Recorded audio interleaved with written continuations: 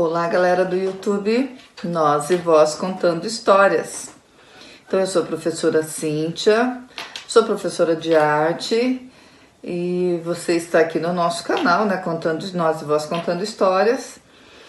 E eu gostaria muito de contar para vocês, de iniciar um livro, né, um livro que está sempre na minha cabeceira, um livro de cabeceira, tá?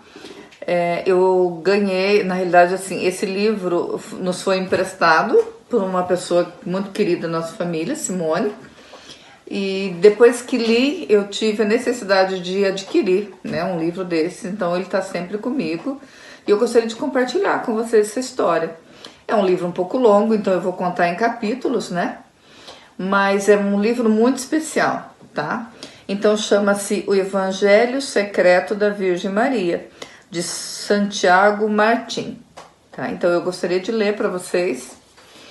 É um livro muito interessante, né?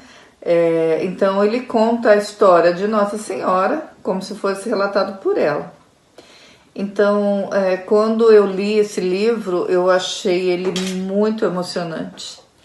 E para mim, na minha concepção, é um livro verídico, né? Eu acreditei na realidade desse manuscrito, tá? Então, nós vamos iniciar. Gente, antes de qualquer coisa, não se esqueçam, por favor, de se inscrever no nosso canal, ajuda a gente. Nós precisamos atingir um certo número de inscritos, né, que o YouTube pede. Então, a gente solicita muito a colaboração de vocês, o auxílio, o apoio, né? E deixa um like, compartilha se possível. E como eu vou estar lendo esse livro para vocês, então vai ficar interessante que vocês podem estar aí cuidando das coisas de vocês, fazendo as coisas em casa, enfim, dirigindo no trabalho e tal, e vai poder ir ouvindo esse relato, né, essa história, ok? Então, vamos começar. Então, aqui é a introdução do livro, tá? Então, olha só. Em 1884, um especialista em manuscritos antigos surpreendeu o mundo ao descobrir uma valiosíssima peça de arqueologia. Não se tratava de um jarro antiguíssimo nem de uma escultura grega, tratava-se de um manuscrito. J. Gamurrini encontrou na biblioteca de Santa Maria de Arezzo, Itália, um documento que continha um relato quase completo de uma viagem à pátria de Jesus. O Itinerarium tratava-se do registro das impressões vivenciadas por uma monja, que no final do século IV decidiu desafiar todos os perigos, embarcando na aventura de visitar a Terra Santa. Aquela mulher, nascida na Espanha, ainda sob o domínio romano, escreveu tudo aquilo que viu e sentiu. Pois bem, Egéria partiu e regressou. Foi anotando tudo durante seu trajeto, como um moderno turista. Redigiu suas impressões, confiando-as às suas irmãs de comunidade, bem como a seus superiores e aos que proporcionaram e tornaram possível sua experiência através de donativos. O itinerário começou a circular e a obter um enorme êxito editorial, não fosse por uma circunstância infeliz. No ano de 407, muito pouco depois de Egéria chegar à sua pátria, com somente algumas cópias do manuscrito original circulando pelo mundo, a Espanha sofreu invasões de vândalos que, enquanto os visigodos se fixaram na Itália, na qualidade de aliados e protetores do imperador, outras tribos godas promoviam o saque contando com o auxílio de mercenários. Neste contexto de instabilidade, foi destruído o monastério de Egéria. Nada se sabe de seu destino final, nem de suas companheiras de comunidade. Sua obra desapareceu, salvando-se milagrosamente algumas das poucas cópias que foram elaboradas, uma das quais por fim permaneceu no Monte Cassino. Dessa maneira, tudo acabaria, não fosse pelo recente achado que deu origem a este livro. No conjunto de desastres de guerras que sofreu a Espanha, registra-se a política anticlerical de alguns de seus políticos. Um deles, Juan Álvarez, ordenou, para maior glória das hostes reais, desamortizar o capital investido, segundo ele, pelo povo durante os séculos nos conventos e monastérios. A desamortização não passou de uma maneira delicada de justificar um roubo gigantesco, um latrocínio monumental que sequer alcançara seus objetivos, pois foram os ricos que adquiriram a preço baixo o material leiloado procedente dos monastérios. A maior parte das posses de Obona foi adquirida por uma rica família asturiana. Meu amigo, ao qual chamaremos de Dom Ignácio. Um dia, faz alguns meses, recebi uma chamada sua. Já me havia falado com incontáveis ocasiões do legado recebido por herança por parte de um tio, descendente direto da família que se beneficiou Mendizábal. A ele, como sacerdote, houveram por bem confiar alguns livros procedentes do monastério de Obona. Folheava-os pouco a pouco e doava alguns ao seu acervo da arquidiocese, porém retinha para si aqueles que traziam mais iluminuras. Entre eles, uma cópia iluminada por antigos beatos, escrita originalmente nas proximidades do vale de Liébana. Estava nervoso quando me contou. Sabia de meu interesse pela história antiga e medieval e de meus contatos profissionais com editoras. Entendia que o antigo livro que possuía era um tesouro extraordinário, sem dúvida. Como não sei latim e Dom Ignácio estava deslumbrado com a importância deste empreendimento, ainda em segredo e sem dar a conhecer o descobrimento a ninguém, incumbimos do trabalho relativo ao primeiro capítulo alguns peritos da Biblioteca Nacional de Madrid e ao último os especialistas do Museu Nacional de Arqueologia. Não o colocamos em contato mútuo, nem dissemos de onde procedia o material cuja tradução estávamos solicitando. No primeiro caso, tudo transcorreu conforme esperado. Era uma introdução devotada em que Herege explicava os motivos de sua viagem e agradecia a ajuda recebida por seus patronos e protetores. Havia somente um trecho que nos deixou confusos, porque a monja fazia uma alusão, quase como uma desculpa, à referência que fazia no último capítulo, pois ela mesma não estava segura de que se tratasse de algo absolutamente correto, ou de um texto procedente de um desvio herético. Nada mais dizia e deixou que o leitor e as autoridades da igreja julgassem por si mesmo, reiterando as suas desculpas para o caso de não ter agido corretamente ao incluir aquele texto que não era seu ao conjunto da obra. Quando nos chegou o relatório dos peritos do Museu de Arqueologia, meu amigo e eu pensamos que iríamos sofrer um infarte. A emoção de um crente se mesclava com os nervos de dois aficionados por documentos antigos que possuíam em mãos. Por casualidade, uma obra não é só majestosa, como também até então desconhecida. O próprio título já nos deixava estupefatos. Tratava-se do Evangelho Apócrifo da Virgem Maria, um texto ao qual se referiam alguns dos primeiros padres da Igreja, que, no entanto, nem tinham certeza de ter existido. Naturalmente que Egéria, quando recebeu, já traduzido para o latim das mãos de um monge grego, companheiro de São Jerônimo, que vivia em Belém na época em que Egéria ali estivera e havia residido na cidade natal de Jesus entre os anos 387 e 420, sentiu-se emocionada, porém teve receio de tratar de um texto herético. Este é, segundo uma piedosa tradução, o Evangelho Secreto da Virgem Maria, suas memórias narradas a João Evangelista em muitas daquelas tardes em que ambos descansavam de suas respectivas tarefas nas cercanias da cidade grega de Éfeso, que julgue o leitor o valor espiritual do texto e que deixe penetrar em si a ternura com que uma velha mãe fala de si mesma, de seu filho e da aventura que Deus um dia de primavera havia posto em andamento.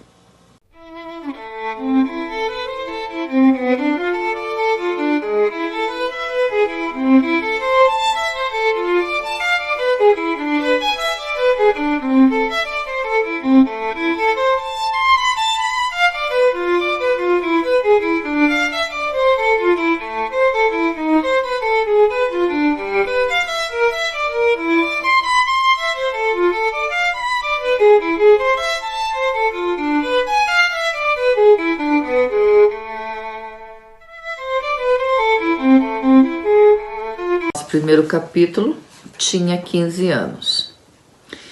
Tive uma vez 15 anos. Fazia alguns meses que me tornara mulher. Lembro, apesar de haver passado tanto tempo e tantas coisas, a ternura de minha mãe, Ana, e a suave firmeza de meu pai, Joaquim. Precisamente aquele dia era sábado. Meu pai tinha ido à sinagoga para ouvir, como sempre, a leitura de um texto da Torá e a explicação que dava o rabino. Minha mãe e eu ficávamos bem juntas, respeitando os costumes que separavam os homens das mulheres.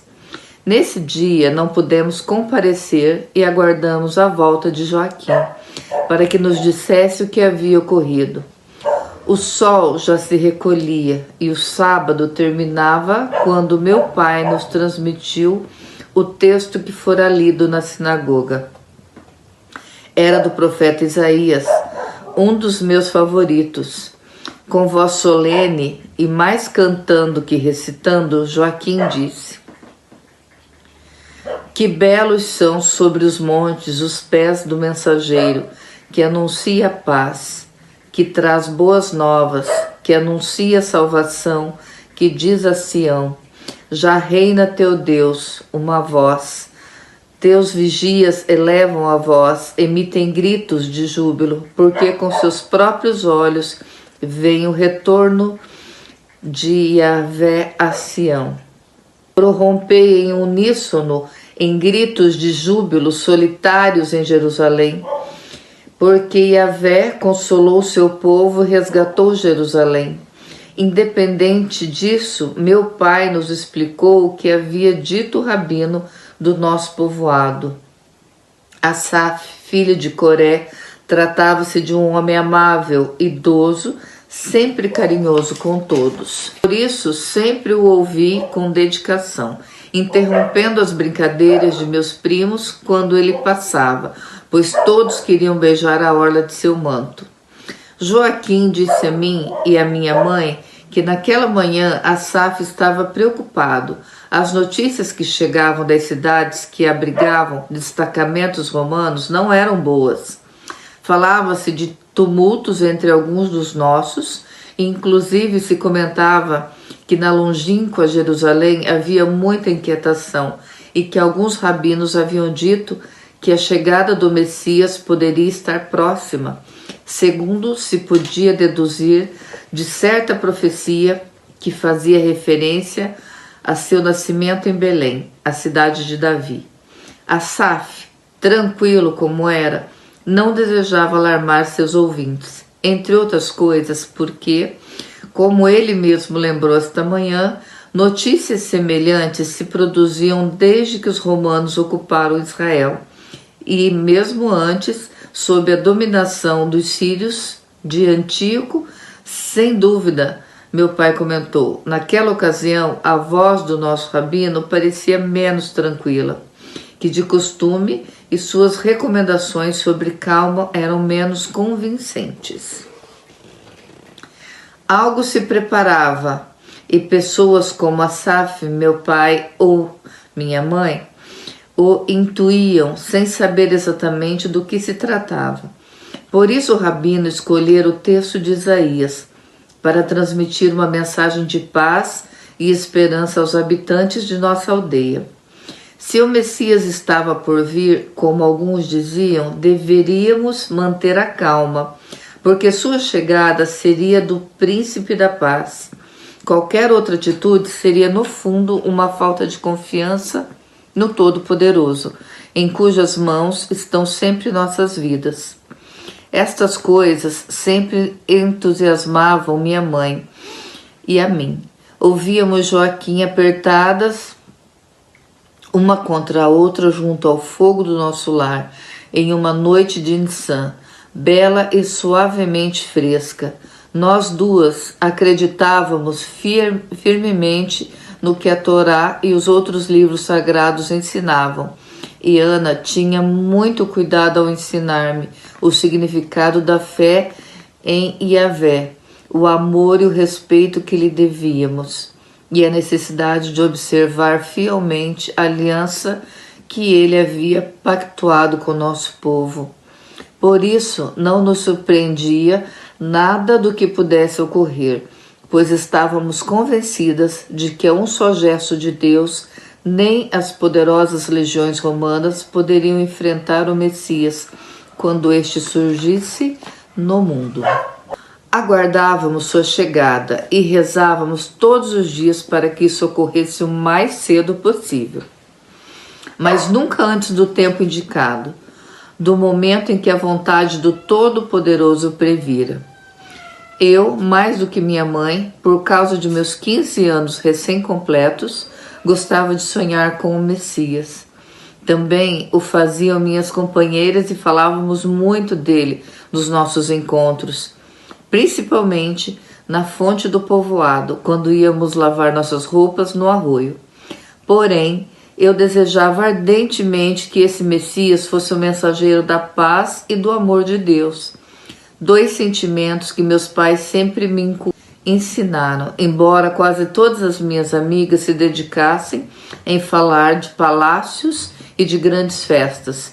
Situação pior era com os meus primos, os quais tive que enfrentar em mais de uma ocasião, pois para eles o Messias que tanto aguardavam não era outra coisa senão um líder militar.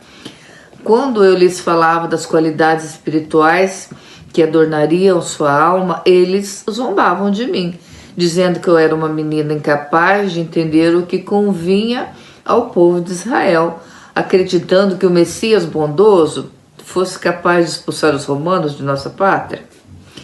Enfim, naquela noite, em um sábado de primavera, minha mãe e eu ouvíamos atentamente Joaquim, que nos estava contando a prédica do rabino Asaf. Tudo ia bem e se desenrolava conforme gostavam meu venerado rabino e os meus pais. Até que Joaquim disse algo que nos surpreendeu. Disse que, chegando a um certo momento da sua exortação, Asaf pareceu emudecer. Lia parágrafo por parágrafo o texto de Isaías, explicando-os em seguida, até que, de repente, ao ler o que estava escrito, empalideceu. Fechou o livro, sentou-se e se pôs a chorar. Vários homens do povoado, entre eles meu primo José, com quem meus pais me haviam comprometido em matrimônio, e meu próprio pai, se acercaram dele, porém não conseguiram extrair dele nenhuma palavra. A assembleia se dissolveu e não se parou de falar sobre o assunto, todos intrigados com o que tinha lido Asaf. Como ninguém possuía o livro de Isaías, não podiam consultar o texto que tanto havia impressionado o nosso bom rabino, e assim decidiram recorrer a um homem de Caná que morava em nosso povoado, que não fora aquela manhã à sinagoga porque estava de cama com febre. Era um mestre no conhecimento das Sagradas Escrituras e recitava de memória passagens inteiras, além de ser amigo de minha família. Meu pai, consciente do aspecto intrigante que estava mostrando em seu relato, fez uma pausa e nos olhou atentamente. Nós duas estávamos boquiabertas, não assustada, porque Ana, minha mãe, tem tanta fé em Deus que duvido que algo consiga abalar seu ânimo, mas estava muito interessada. Assim que Joaquim, depois de um momento de silêncio, que chegaram à casa de Adonias, o cananeu, e a ele tudo foi explicado. Quando lhe disseram qual era o texto que Asaf havia lido, Adonias fechou os olhos e começou a murmurar em voz baixa, até que chegou ao ponto do texto onde o rabino o interrompera. A partir daí, já em voz alta, acrescentou: quem deu crédito à nossa notícia? E o braço de Yahvé, a quem se revelou, cresceu como um novo broto diante dele, como raiz em terra árida. Não possuía aparência nem presença, vimo-lo e não tinha imagem que pudéssemos estimar. Desprezível e refúgio dos homens, varão de dores e conhecedor de doenças, como alguém diante de quem se oculta o rosto, desprezível, e não o percebemos. E contudo, eram as nossas doenças que carregavam, as nossas dores que suportava. Nós o deixamos ser açoitado, ferido por Deus e humilhado. Ele foi ferido por nossas rebeldias, punido por nossas culpas. Ele suportou o castigo para nos trazer a paz, e com suas contusões fomos curados. Todos nós erramos como ovelhas. Cada um seguiu seu caminho, e Yahvé descarregou sobre ele toda a nossa culpa. Foi oprimido, se humilhou e não abriu a boca, como um cordeiro levado à degola, e como uma ovelha que frente aos que tosquiam fica emudecida. Ele também não abriu a boca. Naturalmente que meu pai pudera lembrar para nós todo aquele longo parágrafo, porque eu havia escutado e meditado sobre ele muitas vezes. E bastou Adonias iniciar a declamação para acompanhá-lo em voz viva. Joaquim também nos disse que alguns dos que foram consultar Adonias não quiseram dar crédito ao que dizia, porque isso poderia significar que o Messias, anunciado pelo profeta Isaías, não era um Messias rei, um Messias libertador do jugo romano. Inclusive, até se poderia entender que fora traído pelo próprio povo, o que era um absurdo, impossível. Desse modo, divididos e confusos, saíram todos da casa do cananeu, mais preocupados ainda do que quando haviam entrado. Meu pai José, meu querido primo e quase meu marido, voltaram juntos, subindo a encosta até nossa casa, onde José deixou meu pai, não sem antes pedir-lhe que me saudasse em seu nome, o que sempre me fazia corar. O problema é que os dois estavam de acordo em reconhecer que Adonias não se equivocara no texto e que possivelmente o Senhor Todo-Poderoso enviara algum sinal ao nosso rabino Asaf, que o surpreendeu a ponto de fazê-lo emudecer. Estamos em tempos sublimes, tempos de Deus. Não devemos temer, porque o Senhor nunca abandona seu povo. Porém, devemos orar intensamente para que cada instante se faça sua divina vontade. Assim disse meu pai, dando por terminado o relato, indicando-nos em seguida o horário tardio, próprio para se deitar. Obedeci imediatamente, fui ajudar minha mãe nas últimas lidas da casa e logo me encaminhei ao meu quarto. Não podia dormir. Lá fora cantavam os grilos, a lua era lindíssima e a sua luz se filtrava pela tela de tecido que encobria a janela do meu quarto. No entanto, não podia dormir. Assim comecei a rezar. Algo dentro de mim me dizia que o Senhor estava esperando uma palavra minha. Eu a pronunciei em seguida e lhe disse que se ele queria enviar um Messias diferente daquele que todos esperavam, para mim era igual. Eu não queria que sua vontade se adaptasse aos meus desejos, e sim o contrário. Disse-lhe também que me dava muita pena o fato de que o Messias ia ser entregue em sacrifício por nossos pecados, como um daqueles cordeiros que são mortos na noite da Páscoa, quando lembramos o símbolo que marcou a origem do nosso povo, a ação de Deus contra os primogênitos dos egípcios. Eu não entendia como podia vir um Messias que fracassasse no final. Os argumentos das minhas amigas, de meus primos e de meus antepassados, à exceção de meus pais, pareciam-me cheios de razão. Achava lógico que Deus intervisse a nosso favor, como já havia feito no passado, na época dos juízes ou dos reis, quando produziu um chefe poderoso que devolveu a liberdade e a grandeza à nossa pátria. Porém, como a meus pais, não me dava prazer algum imaginar cenas de guerra e violência, de sangue e desolação, que forçosamente acompanhariam essa liberdade, por mais gloriosa que fosse. Parecia-me estranho e mais incomum ainda que o Messias tivesse que padecer em nome de todos, sendo ele inocente e nós culpados. Sentia fortemente que aquela noite o Senhor estava... Oi. Aqui, tem alguém querendo ajudar a contar a história. Sentia fortemente que naquela noite o Senhor esperava algo de mim. Minha resposta foi positiva.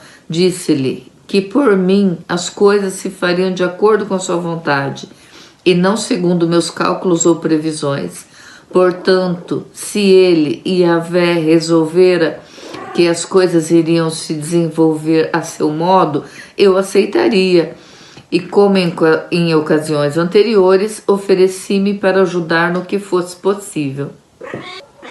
Sabedora de antemão que tudo o que eu fizesse seria pouco, jovem como era e a ponto de casar-me brevemente.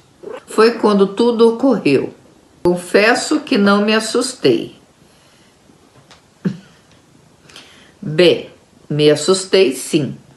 Mas se tratava de um medo que não era medo. O fato é que ali estava ele, belo, doce e cheio de paz. Nunca me ocorreu que fosse um enviado do maligno. Foi quando tudo ocorreu. Não havia pronunciado meu último sim quando meu pequeno quarto se encheu de luz. Estava ajoelhada, com minha roupa modesta presa acima dos joelhos para não gastá-la.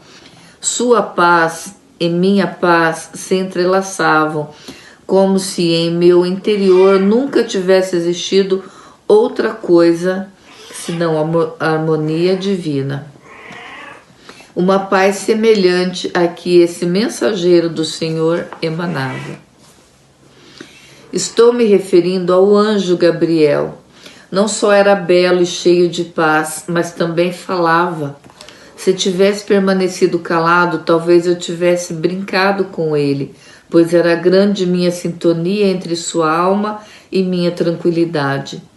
Porém, quando começou a falar, assustei-me um pouco, não porque sua voz fosse feia, mas o que me disse me deixou perplexa.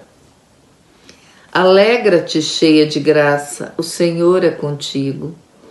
Foram suas primeiras palavras. Naturalmente, era de provocar espanto. O que significaria cheia de graça? Se não estávamos todos sob o efeito do pecado original, como nos ensinavam na sinagoga? Não seria, pois, um convite à soberba? Não me havia deixado enganar com sua aparente espiritualidade? Ele se deu conta em seguida e tentou tranquilizar-me. Não temas, Maria, porque encontraste graça diante de Deus. Irás conceber ao teu ventre e darás luz a um menino, a quem darás o nome de Jesus. Ele será grande e será chamado Filho do Altíssimo. O Senhor lhe dará o trono de Davi, seu pai. Reinará sobre a casa de Jacó pelos séculos, e o seu reino não terá fim. Na verdade, não eram palavras muito tranquilizantes, Dizia-me: não temas, mas o que vinha em seguida era mais sério e preocupante ainda.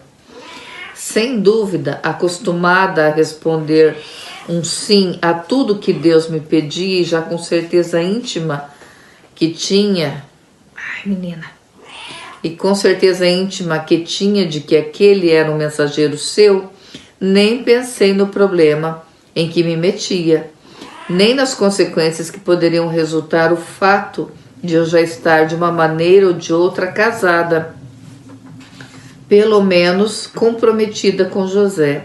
Dizer que sim quando o sexto sentido que possuem as mulheres me levou a fazer uma pergunta, uma espécie de prova para certificar-me de que em verdade o Senhor Todo-Poderoso era quem enviava aquele mensageiro. Disse-lhe: como ocorrerá isso se não conheço o varão? Não se tratava de algo sem importância. Para mim isso era fundamental. De fato, ou se resolvia esse ponto, deixando claro que eu não me veria forçada a fazer nada que não estivesse de acordo com os preceitos de uma jovem honesta, ou não poderia estar segura de que o que eu me oferecia vinha diretamente de Deus. Deus não poderia contradizer Deus. Deus não poderia ter semeado na minha alma durante toda a minha vida uma necessidade de pureza e de consagração, para depois conduzir-me a caminhos contrários. E como aquilo, sem dúvida, era coisa sua, isso se também vinha de suas mãos, forçosamente deveria estar em perfeita sintonia com o anterior. O anjo Gabriel soube dissipar todas as minhas dúvidas. O Espírito Santo descerá sobre ti, afirmou. O poder do Altíssimo te cobrirá como uma sombra. Por isso, aquele que nascer será santo e será chamado Filho de Deus. Essas últimas palavras colocaram tudo em seu devido lugar. Eu continuaria mantendo minha virgindade e a pureza da alma e do corpo, sem ter que passar por situações que causavam repugnância, não só a mim, como toda e qualquer moça honrada. É que meus pais haviam dito muitas vezes que eu nunca deveria aceitar isso, que os fins justificam os meios. Por mais que fosse um lema muito usado, principalmente na hora de realizar negócios lucrativos ou quando se queira justificar a violência contra os romanos. O fim era, neste caso, o melhor, menos assim se apresentava, deixar que nascesse nada menos do que o Messias. Porém, eu queria assegurar-me de que também os meios e a forma final de que forma aconteceriam os fatos seriam corretos.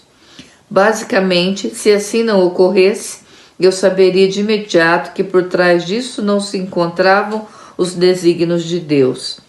O Senhor não se contradiz. Não diz hoje sim e amanhã não. Ele é sempre um sim, grande, nobre e permanente. Além do mais, a situação não era tão diferente do assunto sobre o qual eu estava meditando antes que o enviado de Deus enchesse com sua luz meu pequeno quarto. O povo de Israel, meu povo, queria um libertador a todo custo. A meus pais e a mim própria parecia que neste, a todo custo, havia algo que não se encaixava muito bem com a bondade divina.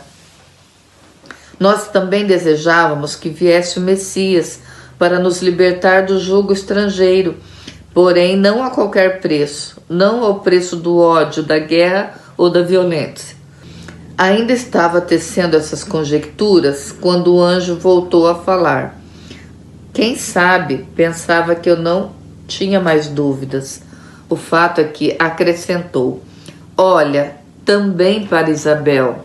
Ela concebeu um filho em sua velhice e já está no 6º mês, aquela que chamavam de estéril, porque nada é impossível a Deus.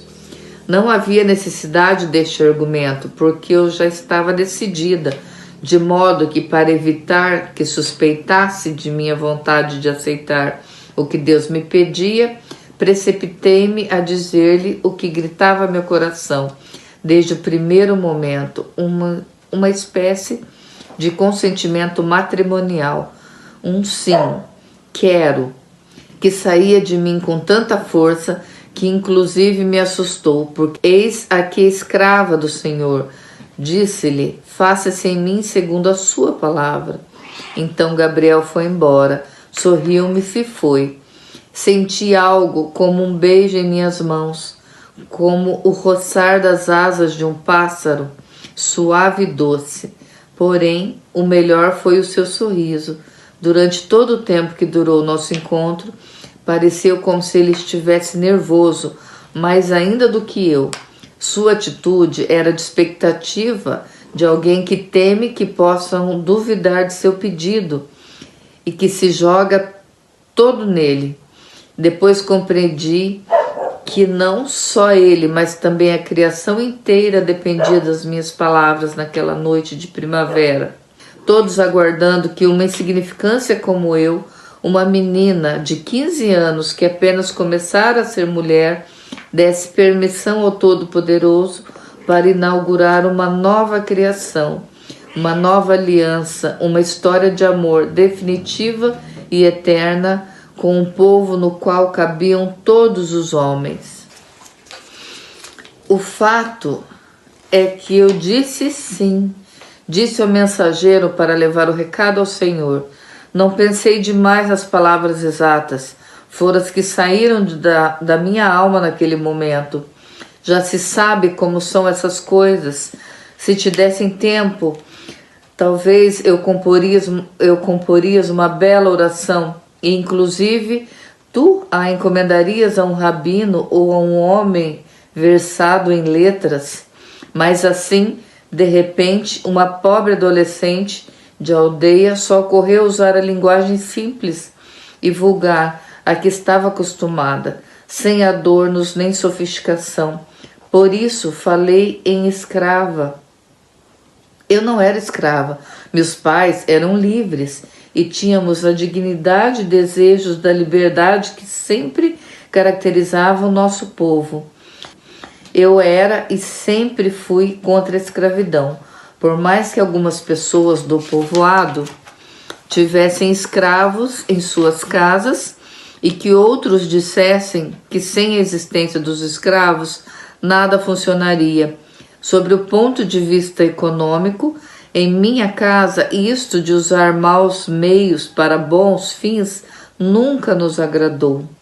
Como nunca nos chegou a convencer o mal menor, de que falavam alguns, geralmente para justificar algo injustificável.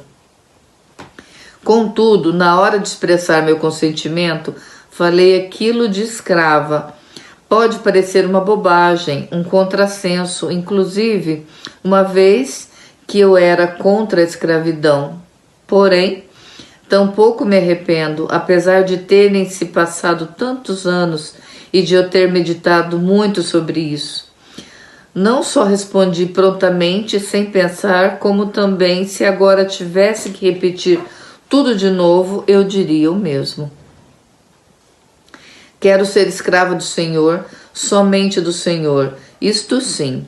Porém dele, com todas as minhas forças, ser sua escrava não significa não possuir dignidade, nem carecer de liberdade, mas sim colocar minha liberdade a seu serviço. Eu vivo por ele e para ele. Fui eu que escolhi, ninguém impôs nada. Quando me foi pedida a permissão para que pudesse nascer o Messias, porém, devido à liberdade que tenho, digo-lhe: aqui me tens, sou tua escrava, podes fazer de mim o que quiseres. Me abandono em ti, utiliza-me para teus fins, só peço que sejas tu a cuidar de mim. Sou obra de tuas mãos, e não desejo outra coisa que ser um espelho que reflita tua glória e teu prestígio. Sou a escrava do Senhor, sua esposa, sou a mãe de seu filho. Porém, esta é uma outra história, querido João, que te contarei amanhã.